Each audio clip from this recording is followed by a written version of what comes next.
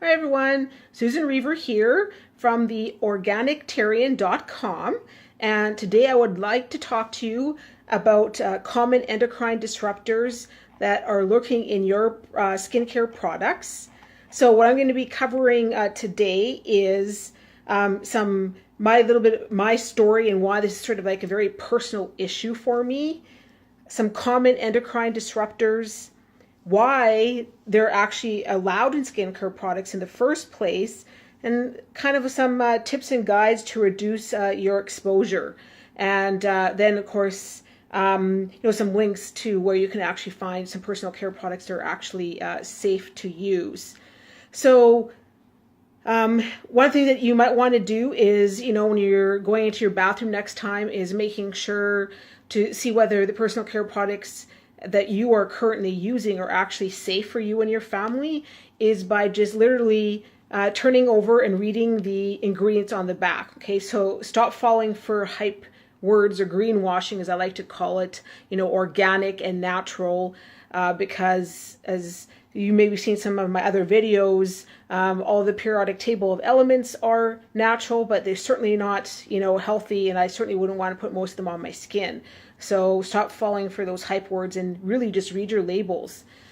So I was like most of you. Before 2011, I knew absolutely nothing about skincare or personal care products. I never questioned them.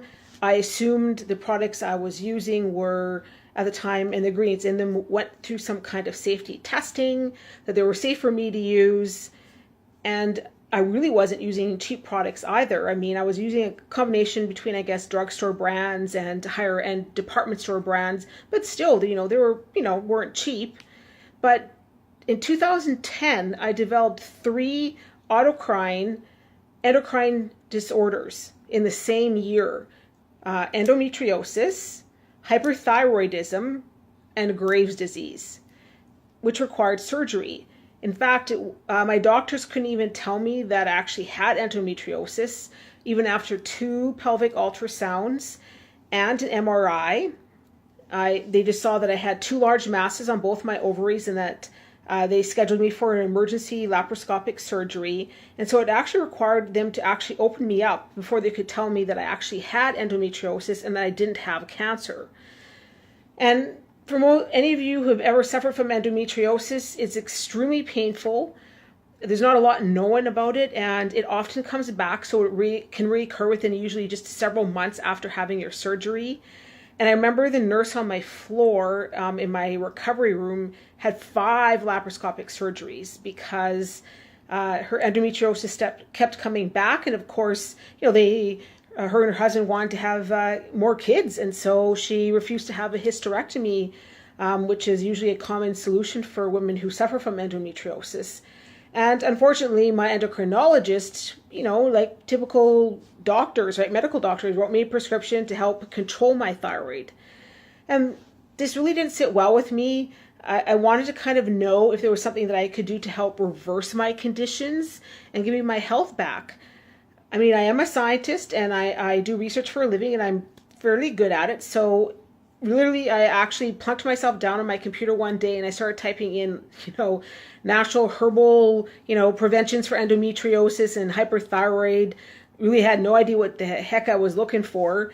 But I actually started to notice patterns, and words such as hormone mimickers and endocrine disruptors found in foods and ingredients in personal care products. Then I asked myself, were the personal care products I was using contain some of these endocrine disruptors and hormone mimickers? Well, it turned out that they all did. I mean, from my shampoo to the conditioner I was using to my facial products to, my makeup, to even some of the food that I was eating, such as soy, all contained ingredients that either mimicked my hormones or disrupted my endocrine system. And common endocrine disruptor examples are dioxin, phthalates, lead, mercury, and parabens. So I was mad. I mean, I asked myself, how could these ingredients actually be allowed in the products that I was using? And so I decided to start doing some digging into our laws and legislation and was very surprised by what I found. So if you guys really don't know some of the history about the FDA, FDA's modern regulatory functions began actually with the 1906 Pure Food and Drugs Act.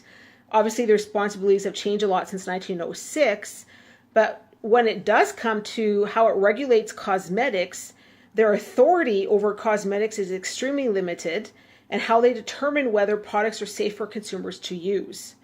So, and I quote, "The law does not require cosmetic products and ingredients other than color additives to have FDA approval before they go on the market." And sadly, Health Canada is not much better. So what kind of products are considered cosmetics under the FDA? Under their definition, so things like skin moisturizers, perfumes, lipsticks, fingernail polishes, eye and facial makeup, cleansing shampoos, permanent waves, hair colors, and deodorants, as well as any substance intended for use as a component of a cosmetic product. So that's actually quite a few things that are considered cosmetics under the FDA. So since 6 years ago, or more, I guess over 6 years now, that I've started researching into our laws and regulations, some of this has now gained media attention, but sadly, still not much has changed. So it was in 2011 that the Environmental Defense of Canada did a report where they asked 6 women of various ages from across Canada to have 5 pieces of face makeup that they use every day to be tested for heavy metals. There were 49 makeup items in total that were tested, and they included brand names such as L'Oreal, CoverGirl, Avon, Maybelline, Urban Decay, Sephora, Kiehl's, Mary Kay, and MAC. So the 8 heavy metals of concern were arsenic, cadmium, lead, mercury, beryllium, nickel, selenium, and thallium. And remember, many of these, again, are your endocrine disruptors and hormone mimickers, and also respiratory toxins. And what they found was 7 of the 8 metals of concern were found in 49 of the face makeup items that were tested. On average, the products contained 4 of the 8 metals of concern. None of the heavy metals were listed on the product label. So if you're want more information or to read the entire report, so here's a copy of actually the report from the Environmental Defense of Canada. And if you go to my website, I'll put a post underneath after I'm done with this video to my blog, so you can see the entire blog in its entirety. And I've got a copy of the PDF there that you can actually download if you like the entire report. In 2012, ABC actually did a news or a broadcast under their Consumer Watchdog report, which was called Untested Chemicals in Beauty Products. And there they basically said that, right, approximately 120 chemicals in personal care products are used by women every day, roughly 80 used by men, and most are untested for safety by the government, and the government doesn't even have any authority to do anything. So it's actually shocking. In 2012, California added actually cocamide DEA to its list of known carcinogens after tests by the International Agency for Research on Cancer found sufficient evidence in experimental animals for the carcinogenity of the chemical. Recent tests have shown that 98 shampoos, soaps, and other personal care products sold at top retailers such as Sears, Target, Sephora, Babies R Us, and Bloomingdale's contain cocamide DEA but did not include a warning label. Research conducted by the FDA shows that more than 99% of all cosmetic lip products and cosmetics applied externally, nearly all such products currently on the market are tainted with lead. But the agency still maintains that these levels are below the threat level. I still find that shocking. However, lead is still allowed in personal care products along with all these other harmful ingredients and cancer-causing toxins I've been talking about. And in 2003, research published in the Journal of Environmental Health Perspectives found that all of the major care brands tested, all of them were tainted with toxic metals such as manganese, titanium, and aluminum. Many are known carcinogens. They're at levels that could pose serious health risks, yet the FDA has yet to address these issues. And then remember last year, which shocked the heck out of me, when Johnson & Johnson was actually sued for $72 million for using a known carcinogen in their products and failing to warn consumers, right, that it was actually in there. And really what's unsettling is to find a product such as Johnson & Johnson's baby powder to contain a known carcinogen when it's promoted as being safe to use on a daily basis. What's even more disturbing, especially here in Canada, is in 2016, a report was released by Canada's Commissioner of the Environment and Sustainable Development, Office of the Auditor General. The Commissioner's report confirmed that the department does not regularly test cosmetic products to verify the accuracy of product labels or to check for the presence of prohibited substances, microbial contaminants, and heavy metals. The chemical components of cosmetic ingredients characterized as parfum, aroma, fragrance, or flavor, which might contain chemicals of concern, are not required to be disclosed to Health Canada or consumers. In contrast to consumer products, where industry is required to report health and safety incidences to Health Canada, there is no legal requirement to report such incidences related to cosmetic products. This means that as consumers, we are not provided with the information required to make informed choices on how to protect our health and safety.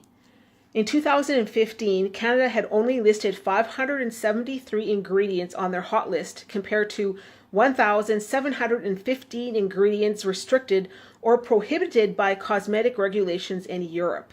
The FDA has only 11 ingredients that are prohibited or restricted. But in April 2015, the Personal Care Product Safety Act was introduced in the United States. This is huge since the FDA, since it was adopted in 1938, has essentially allowed personal care product companies to self-police. However, don't get overly excited. The act only allows the FDA to review 5 chemicals a year. There are at least 57,000 chemicals used in personal care products currently. This means it would take the FDA 260 years to catch up to the European Union. And remember, there's politics involved, right? So there's a lot of these large companies that are lobbying against the act itself. So what does this mean that you can do in the meantime? Well, here are a few tips and guides to reduce your exposure to some of these harmful chemicals found in your personal care products and household products. So obviously, number one, educate yourself, right? In order to avoid some of these toxic chemicals in everyday products, it's easier if you actually know what you're looking for. Speak up. There is actually, and again, if you go to my website, I've posted a link where you can actually, especially if you're here in Canada, sign the petition and ask Canada to protect us from toxins. If you're in the United States, you might want to keep an eye on the Personal Care Product Safety Act and see what actually happens. You want to be aware of possible dangers around your home. So for instance, avoid chemicals in household products and replace them with safer alternatives. You want to avoid synthetic fragrances. Read labels and ask questions. Choose chemical-free personal care products. You want to look for certification logos on personal care products and buy certified organic skincare and personal care products, because at least you know that they've gone through some kind of regulation. So that's just some of things that you can do to get this sort of full list of the story and the details. Remember again to check out my blog, and I'll post a link below this video where you can see the whole story. I've also put on in my blog the dirty dozen sort of common endocrine disruptors that might be lurking in your home. So it's a good list for you to take a look at as well and see if you have any in your house. And I'm also going to put a link below this video so that you can check out where you can actually buy certified organic skincare products and personal care products, especially online. And don't forget to connect with me on Facebook and check out me out on some other social media platforms as well. And if you have any questions, please feel free to comment below. And look forward to hearing from you. So guys, have yourself a great day, and until next time, cheers.